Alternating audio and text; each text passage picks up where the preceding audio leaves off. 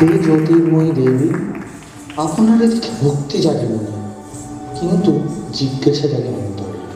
কে আমি, কি কর্তব্য আমার এখানে? পরিচিতি হতে চাই তব সত্তার সাথে, জানিতে ইচ্ছা জাগে কি হেতু জন্মদের।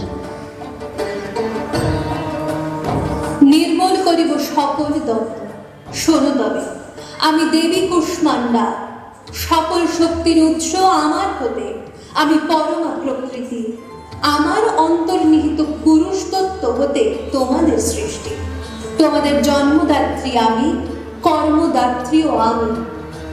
হে ব্রহ্মদেব, আপনার চিত্ত সদাই সূচি ও স্নিগ্ধতার প্রতি আকৃষ্ট, তাই আপনি প্রজাপতি রূপে পঞ্চভূতের মিশ্রণে এক ব্রহ্মাণ্ড সৃষ্টির কার্য পরিচালনা করবেন এবং নবসৃজনের হেতু যে বিদ্যা ও জ্ঞানের প্রয়োজন, সেই বিদ্যার অধিষ্ঠাত্রী দেবী আমার সাত্ত্বিক অংশজাত সরস্বতী আপনাকে এই কার্যে আপনার পার্শ্বে রয়ে সহায়তা করবে।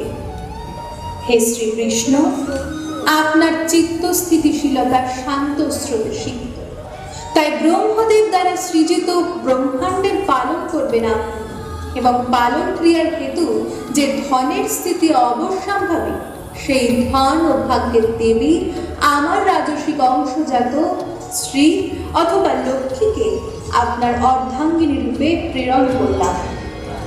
হে মহেশ্বর, আমার ভয়াল করালি রূপেও আমার প্রতি আপনার ভক্তি ও প্রেম অবিচল ছিল।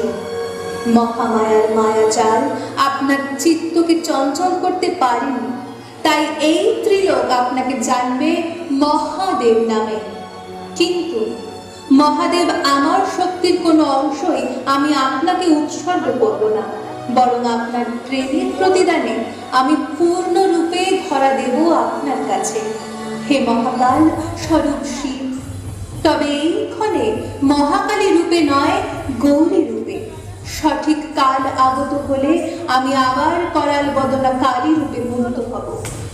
প্রতি কল্পান্তে ও কল্পারম্ভে আমরা মহাকালী ও মহাকাল বিনাশ ও সৃষ্টির তাণ্ডবে রত হব। হে ত্রিদেব ও ত্রিদেবীগণ, আমি আপনাদের রচনা করলাম যাতে আপনারা আমার হয়ে আরো নব রচনা করতে সক্ষম হন।